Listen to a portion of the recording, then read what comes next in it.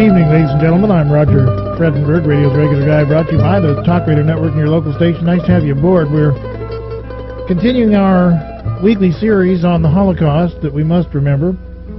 Last week we had James Poole with us. We talked about Hitler's early days, 1913 to 1919 to 1933. I guess that's what it was. The book was Who Financed Hitler? We have James Poole back with us this week, the continuation, his second book, Hitler and His Secret Partners, Contributions, Loot, and Rewards, 1933 to 1945. And so we'll continue now and pick up where we left off with Hitler in the midst of the Great Depression and rising to power, where he eventually becomes Chancellor of Germany, and beyond that, to his fortunate end and demise. And so I'd like to welcome James Poole back with us. James, how are you? Fine, Roger. Nice to have you back, my friend. Thank you. Now, where we left off last week, of course, we had a lot of very interesting calls after we left you off the other day. And so this evening we'll handle those calls. What I didn't want to do last week was move the time frame up into this week's topic. Anyway, we had some interesting and quite challenging calls after we let you go last week, and so this week you get to take some of those yourself, okay? Okay. We'll have some fun with that. I think where we left off was Hitler was miring around in the Depression and rebuilding the party, and people were beginning once again to listen to him because the economy was bad and his message was resonating with the people. Exactly. The Depression became so bad in Germany that 1/3 of the workforce was unemployed. And under those conditions, the Nazis started to win a tremendous number of popular votes, became the largest party in Germany, and at that point, the conservative nationalist, whose following was diminishing, decided that their only chance was to try to put together some kind of coalition with Hitler. And so in 1933, they formed a coalition government with Hitler. A lot of people don't realize that when Hitler first came to power in 1933, it was as part of a coalition government in which the conservatives held all the powerful positions. They held the Ministry of Defense, they held the Ministry of Economics, and the Foreign Ministry. So they thought they had Hitler pretty well controlled, and they thought they could use him as somebody to bring the mass following into their camp. Hitler, on the other hand, was planning to take advantage of them, work with them only as long as he needed them. So it was a kind of coalition of... well, we see that today in Israel, for example. They have a coalition government. You know, Benjamin Netanyahu's got to watch his P's and Q's because if he doesn't meet the standards of certain groups, he's going to lose. Yeah, on the other hand, these were real crooks that were really planning to take advantage of each other, and as we'll see, murder each other if they had to. So at first, Hitler behaved himself. In fact, there are photos in the book showing Hitler and Prince August Wilhelm, who was the son of the former Kaiser. And Hitler and Göring, during this period, almost always had this prince with them wherever they were, because they were promising the old conservatives that they'd bring the Kaiser back. And also from this period, if you see pictures of Hitler and President Hindenburg. Hindenburg was still president and actually held more power than Hitler did as chancellor. When Hitler greets Hindenburg, he bows so low it almost looks ridiculous. In fact, there's a good story about that. Shortly after he became chancellor, at some sort of state function and party, one of the royal family, Princess Louisa, who was known to be rather fat and ugly, was talking with Hitler, and she wanted some refreshments, and Hitler bowed and went off to get her wine and refreshments. And of course the gossip columnist really had a field day with this, saying that a chancellor was behaving like a flunky, because never before had a German chancellor run off to get some princess refreshments. Now that kind of behavior continued for a while. Hitler's trying to play up to the old conservative nationalist. However, these people these conservative nationalists, had a lot of the same goals as he did. And even during this period, while President Hindenburg was still alive, Hitler started the boycott against Jewish businesses. And basically what this was really the first phase of the Holocaust. Nazi goons would gather outside of a Jewish business and keep customers from coming in, unless you wanted to risk being beat up by these Nazi bullies. The boycott didn't work very well, however, because no sooner had the Nazis started it, they started to get complaints from some of Hitler's own financiers. The bankers were worried that if, for example, the Jewish department stores didn't do any business, the Jewish department stores would go bankrupt, and the bankers, some of the very people who helped finance Hitler, wouldn't be able to collect on their loans. So the old catch-22 thing. Exactly. It's kind of funny. In fact, one of the things Hitler wanted to confiscate Jewish department stores. Well, a problem that racists run into, of course they don't give much thought to this, what is a Jewish department store? Is it Jewish if the owner and management is Jewish but the employees aren't? And of course that was the case in many places in Germany. The employees, some of whom were actually Nazi Party members, petitioned Hitler to keep the department store open because they'd be thrown out of work during the Depression. And also some other department stores might have Jewish management, but they were public stock companies. So it was just kind of amusing some of the problems that racists run into when they try to put some of this ridiculous stuff. Oh, the quagmire. Exactly. Yes. And so as Hitler was chancellor, clearly he had other identifiable goals. Definitely. And so at some point we head toward dictatorship. What were the steps that led us there? Well, basically, Hitler begins rearmament, preparing to go to war. And at a few years into his regime, President Hindenburg died. Now, Hindenburg had been the great field marshal of World War I, was respected by almost all classes of the German people. When Hindenburg died,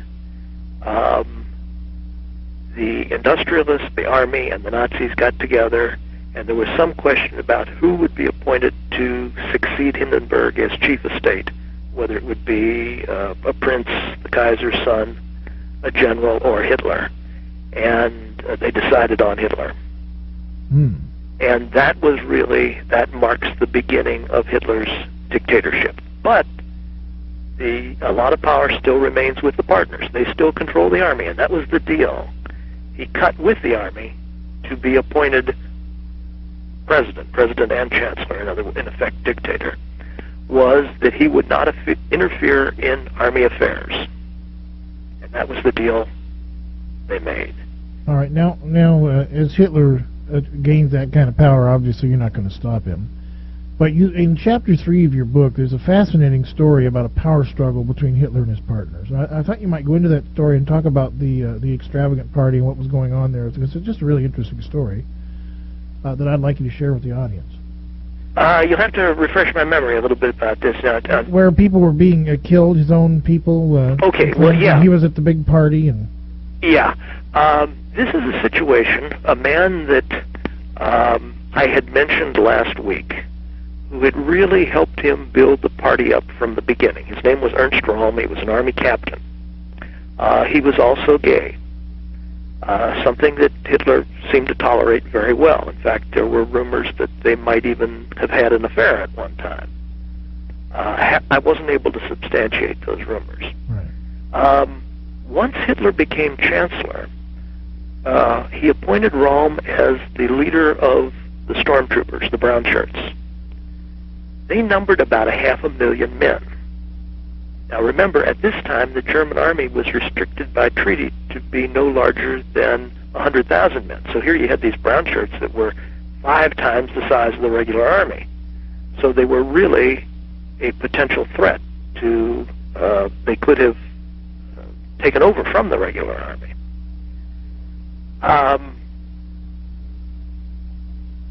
There was a showdown between the Hitler and the generals and the industrialists. And the generals and industrialists said, either you get rid of Röhm, who was kind of socialist-leaning, primarily because he had all these, the brown shirts were basically unemployed, and they wanted to take over the factories.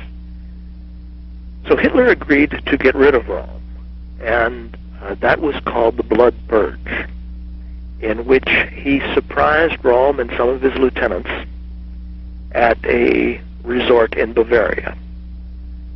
Some of them, Röhm was gay, and some of his key lieutenants were gay. They found some of them in bed with young boys, some of them in bed with each other.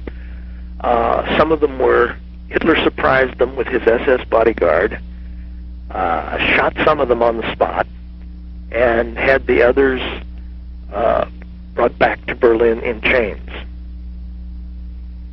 But he couldn't bring himself to give the orders to execute his friend Röhm. He had Röhm arrested down in the resort and had him brought back up to Berlin.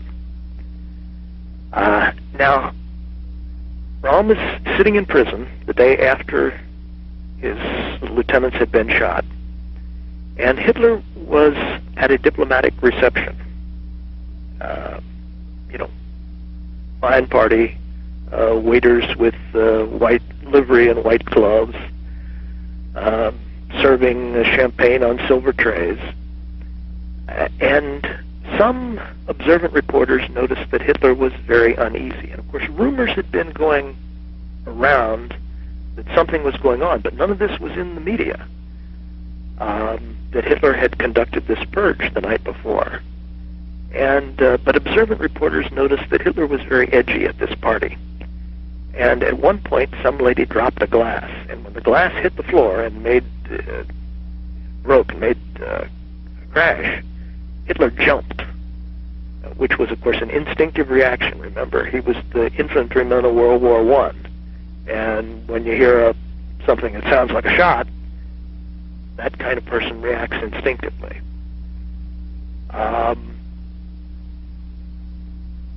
During the party, a messenger came in and gave a message to Hitler.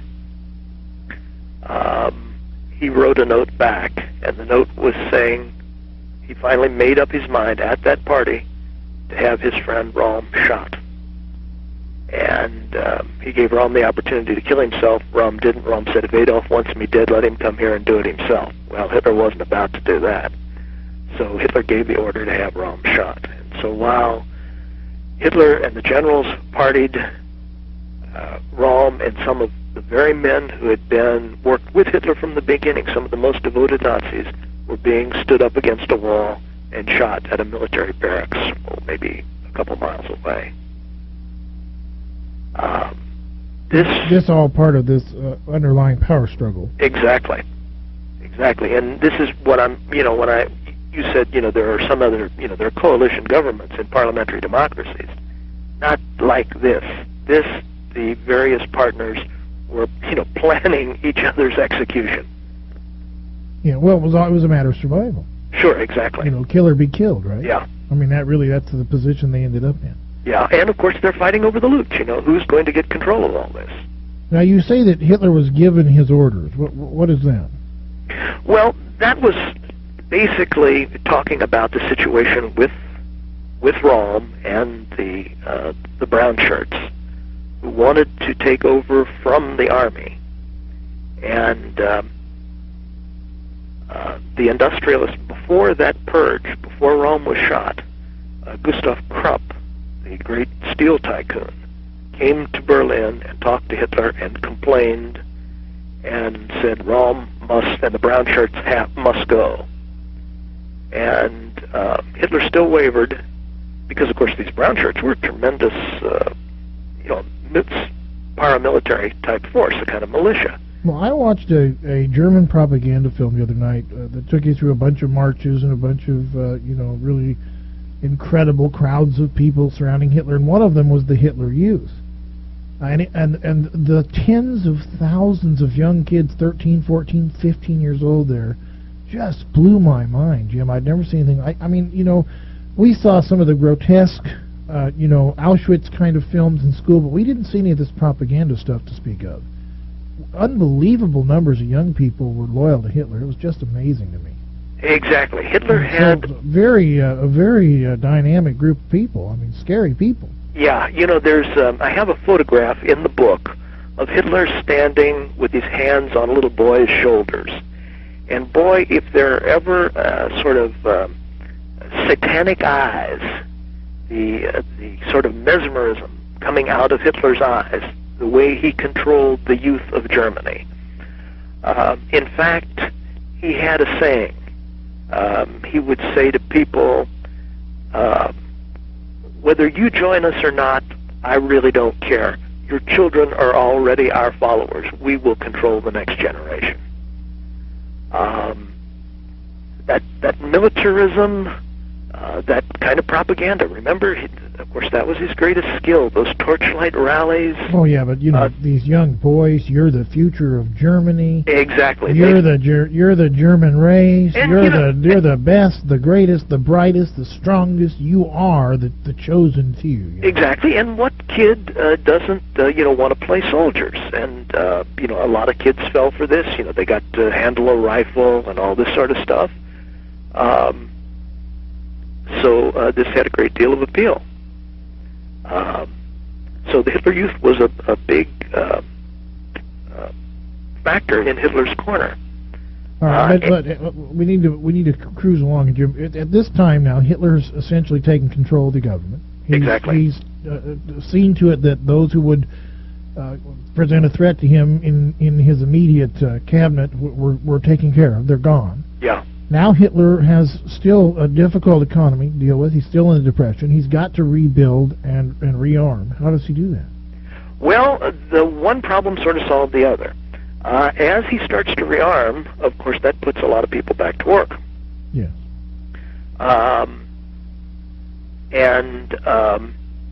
Of course, this ties in with Hitler Youth too, because the Hitler Youth were being trained to as they would turn 18, to put on the uniforms and to be the reserves of the regular army. So they built up a large military reserve, and then really the first military step that Hitler took was the reoccupation of the Rhineland. And where did he get the money, Jim, to do all this? Well, at this stage, most of the money was from contributions that he got from the German industrialists. They were really sort of borrowing hand to mouth to get the rearmament this far. It was that next stage, they were still too poor to go to war. They didn't have enough military equipment. You can put Hitler Youth boys in uniform. You can produce rifles for them. But it takes a lot of money to buy and produce heavy artillery, tanks, airplanes, stuff like this. They did not have that yet. In order to get that, they had to look someplace else. And the place they started to look were the small countries on their borders.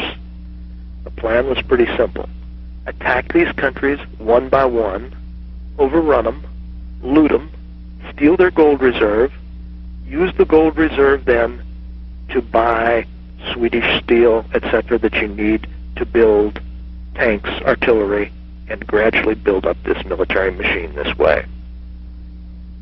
And this is what he did when Austria was the first small country that he overran. Did the King of England help Hitler rearm?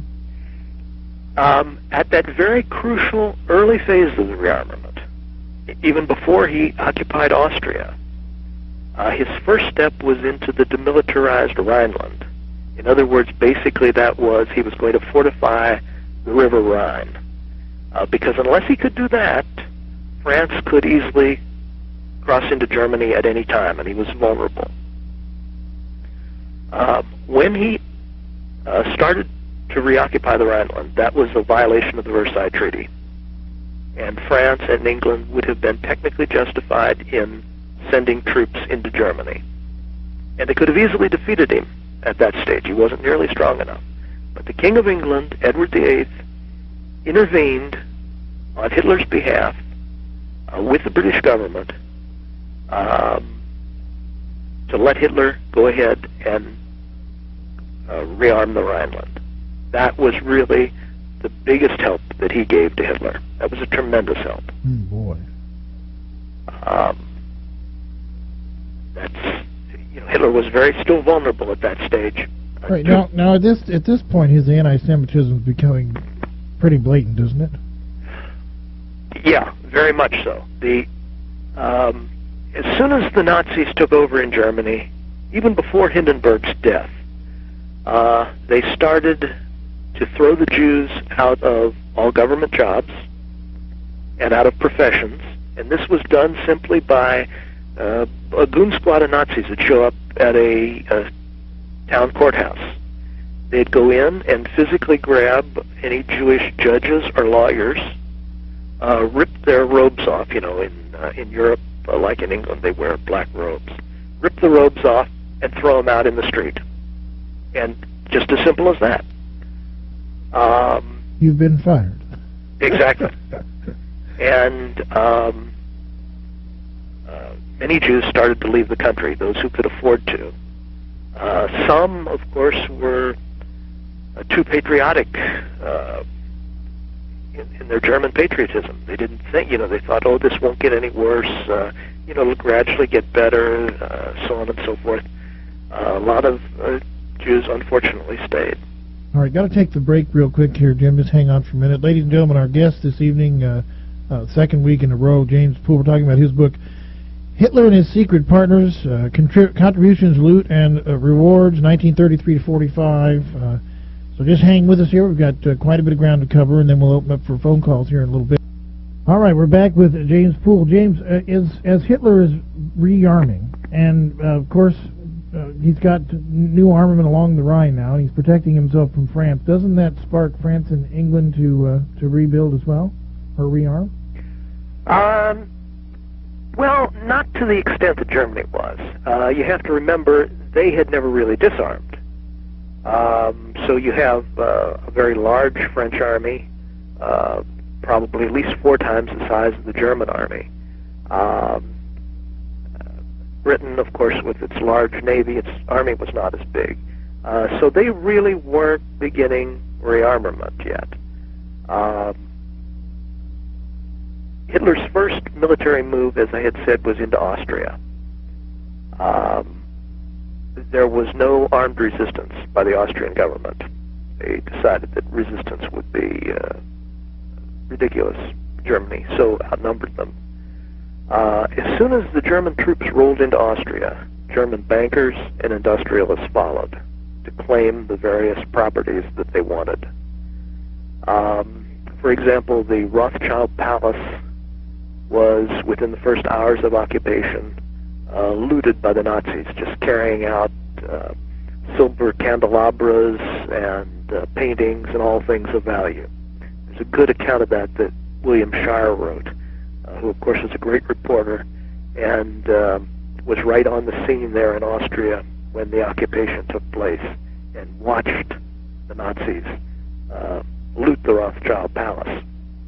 But it didn't just happen to wealthy Jews. It happened to very ordinary Jews. The Nazis, for example, might roll up a truck outside of a delicatessen and just loot the place, just take out, everything and carry out the big sausages and, those big German wurst and the big rolls of cheese and just empty the place to 4 walls. Some Nazis played a different tactic, where there was an Austrian Nazi who worked, say, for example, in a restaurant. They just throw the Jewish owner out and install themselves behind the cash register and put up a sign under Aryan management. That was it. Now, who got the loot when they took this stuff? Well, it was all pre-arranged because naturally, if it was just every man for himself, as far as the Nazis were concerned, they would have been shooting at each other. So that was what made me think, and my research confirmed, that this was all prearranged. For example, the big chemical companies went to the German chemical cartel, IG Farben.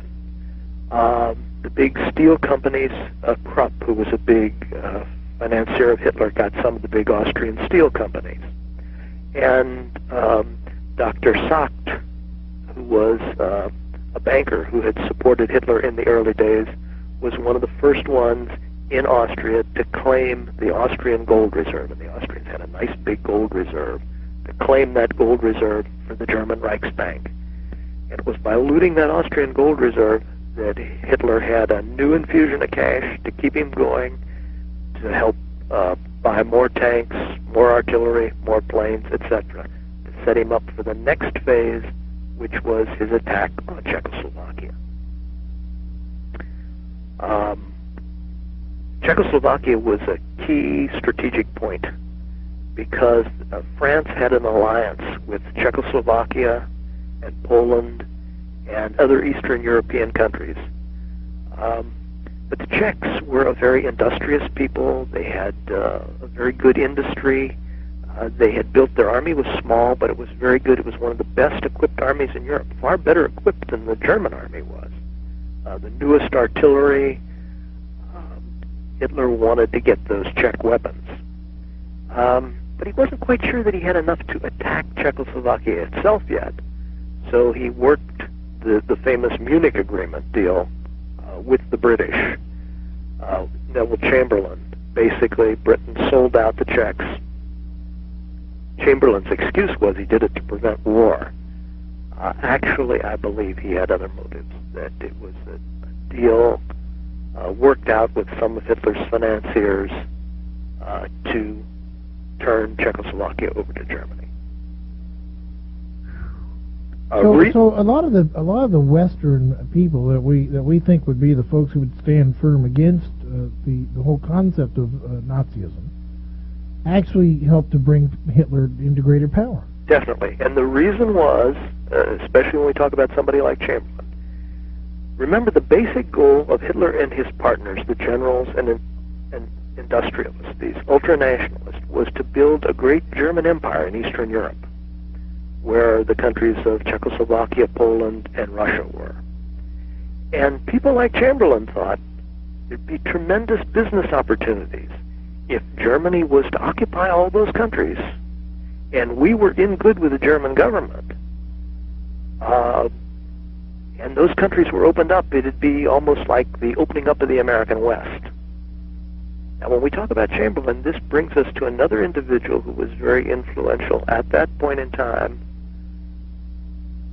Joe Kennedy, who was the U.S. ambassador to Britain. Good old Joe.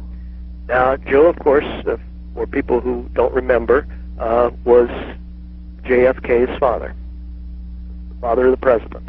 Yeah. At that time, of course, John Kennedy was just a kid in college. Joe was ambassador in Britain. People who knew him well knew that he had definite anti-Semitic tendencies. Very briefly, his background was as a stock market trader, stock market manipulator. He had put together a lot of famous takeover deals, which a lot of people think takeover deals are something new, but Joe Kennedy had been putting them together in Hollywood, one studio taking over another back in the 1920s. And he made kind of contemptuous references to some Jewish executives in Hollywood, claiming, calling them pants pressers and things like that because, earlier in life they might have worked in the dry cleaning trade or something. So it was known by some people that he had anti-Semitic tendencies. And when he got to Britain, he was definitely pro-Hitler. He was very much anti-communist and thought that Hitler was a good defense against communism. He was also, like Chamberlain, looking to business opportunities with this Eastern German Empire that would open up if Hitler was allowed to expand in the East. Now, I make a statement in the book that Joe Kennedy bared some responsibility for the Holocaust because of something he said to the German ambassador in Britain.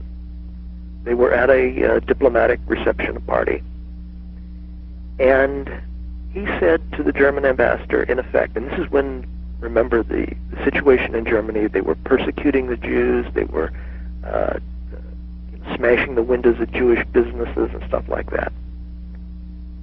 And there was some people in the United States that were more perceptive were complaining about this and saying, hey, we've got to do something. We can't let these Nazis persecute innocent people. And so Joe Kennedy was feeling a little bit of heat. And so he said to the German ambassador, he said, you know, and he used the example of a private club in Boston that, as he said, hadn't had a Jewish member in 50 years.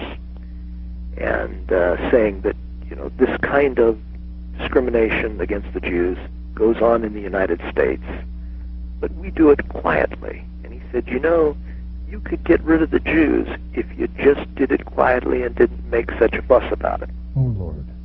All right, hold it right there. It's a good place to leave off for the break. James Poole's our guest, ladies and gentlemen, talking about his second book, Hitler and His Secret Partners, 33 to 45.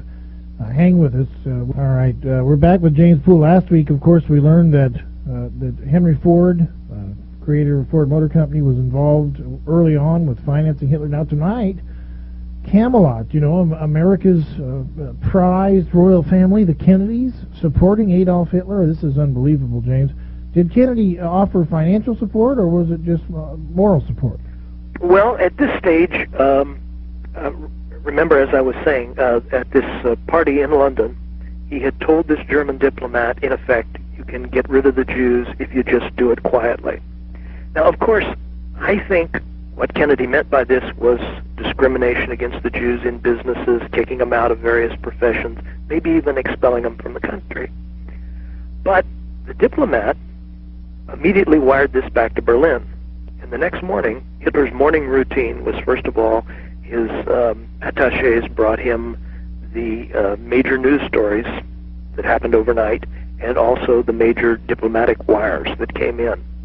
And they filtered through them at first, but he always wanted to see anything that had to do with the Jews or anti-Semitism, in effect, and anything to do with major powers.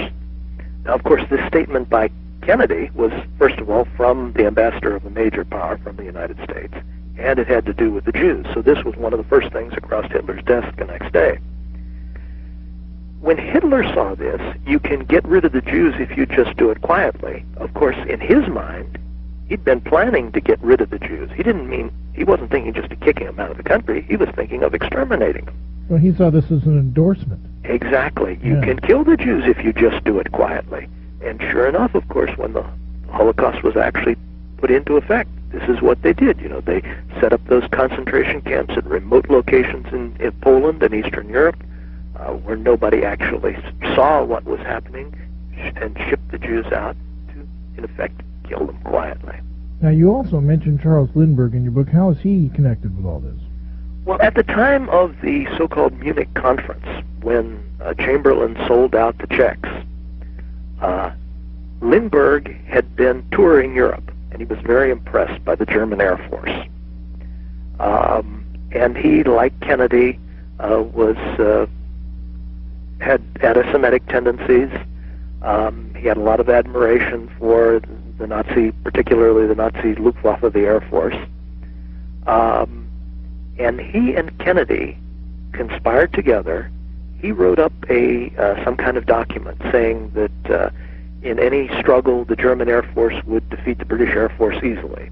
And Kennedy took this and gave it to Chamberlain before Munich, and Chamberlain used it as an excuse to sell out the Czechs. In effect, Britain isn't strong enough for war yet. We'll let Hitler go ahead and have Czechoslovakia. Wow. I mean, these are folk heroes. Exactly. These are American folk heroes. Joseph Kennedy, the Irishman with the whiskey brogue, you know? Yeah. And then Charles Lindbergh. I mean, he's like one of our greatest, aerial heroes. People who are into flying in airplanes, he's their hero. They have his picture on their wall. Well, you know, like Henry Ford, very brilliant in his field, you know, in as far as flying was concerned. But when he got into politics, he was just out of his depth. And so he fell for some of this Jewish conspiracy theory kind of stuff. And if there's any doubt about it, then later on he started the America First Party, supposedly to keep America out of war, but basically he didn't want to go to war with Germany. And someplace out in the Midwest, I think it was at Des Moines, he gave a speech in which he said, a very anti-Semitic kind of speech, the Jews are trying to drag us into war, in effect. And so then there was no more doubt about, Lindbergh's anti-Semitism. Who were some of the other big names that were involved in financing Adolf Hitler, Jim? Well, of course you have, at that stage, the big German companies had something that was called the Adolf Hitler Fund.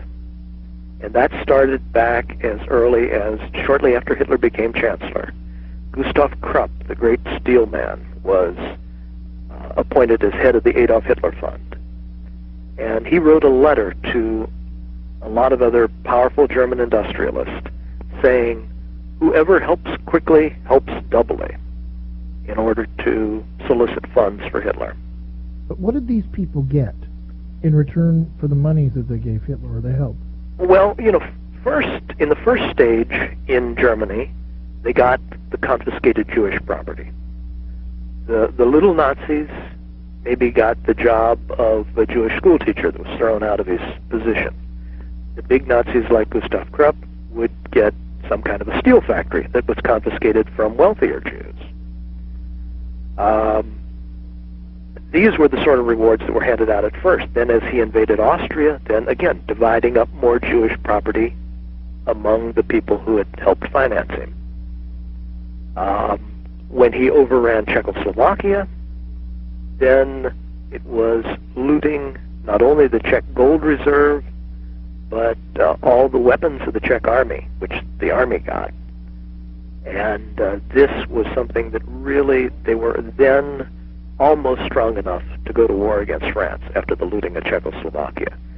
And there were stories from reporters in Czechoslovakia that said after the Germans overran Czechoslovakia, for about the next month or two, every night there were just row after row of German trucks looting Czech goods, any valuables, raw materials, taking them over the border into Germany every night. We've got to